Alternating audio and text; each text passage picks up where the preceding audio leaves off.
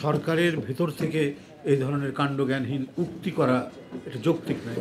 এটা তো আমরা কি বলে ফ্যাসিবাদী আমলেই শুনেছি। যখন আন্দোলন তীব্র হয় বা কিছু হয় তখন তারা ওইটাই বলতো যে ১/১১ আমরা পাচ্ছি, পদধ্বনি পাচ্ছি।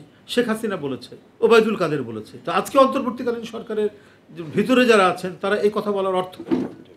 তারা কি জনদৃষ্টিকে ডাইভার্ট করতে চান? এটা দায়িত্বশীল কোনো বক্তব্য হতে পারে না কোনো উপদেষ্টা। এই সমস্ত বক্তব্য একেবারে বালকসুলভ বক্তব্য, শিশুসুলভ বক্তব্য, ইনফ্যান্টাইল ম্যাডনেস বলে আমি মনে করি। এটা কোনো হীন উদ্দেশ্য নিয়ে এই সমস্ত কথাগুলো বলা হচ্ছে। সম্পূর্ণ শিডিউল তো ঘোষণা করবে নির্বাচন কমিশন, কিন্তু সরকার সেটি করার ক্ষেত্রে সেটাকে ত্বরান্বিত করবেন এবং একটা ডেডলাইন দেবে যে এই সময়ের মধ্যে এটা করতে হবে। এবং আমরা কখন চাই, কেন চাই, এটা বারবার আমরা ব্যাখ্যা করে আমরা বলেছি। বান্ডেল থাকলে প্রতি সেনমানিতে টাকা বাঁচবে। বিকাশ সেনমানি বান্ডেল কিনে জিতুন প্রতি লেনদেনে।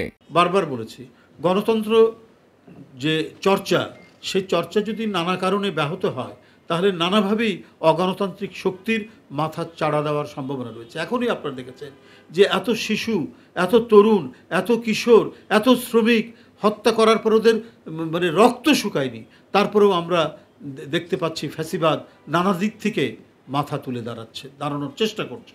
স্বাভাবিক একটি রাষ্ট্র সমাজের যে ছন্দ, একটা সরকারের গতি বা গণতন্ত্রের আবহের মধ্যে রাজনীতি করার যে পরিবেশ তারা স্তব্ধ করে দিয়েছিল। দেশটাকে পৈতৃক সম্পত্তি মনে করে জনগণের টাকা আত্মসাৎ করে 28 লক্ষ কোটি টাকা 15-16 বছরে তারা পাচার করেছে।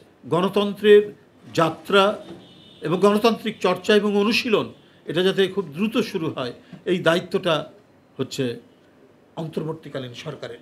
আগামীকাল 6 আগস্ট 2025 বুধবার বেলা 2টায় রাজধানীর নয়াপল্টনস্থ বিএনপি কেন্দ্রীয় কার্যালয়ের সামনে থেকে বিএনপির উদ্যোগে বিজয় র্যালি অনুষ্ঠিত হবে।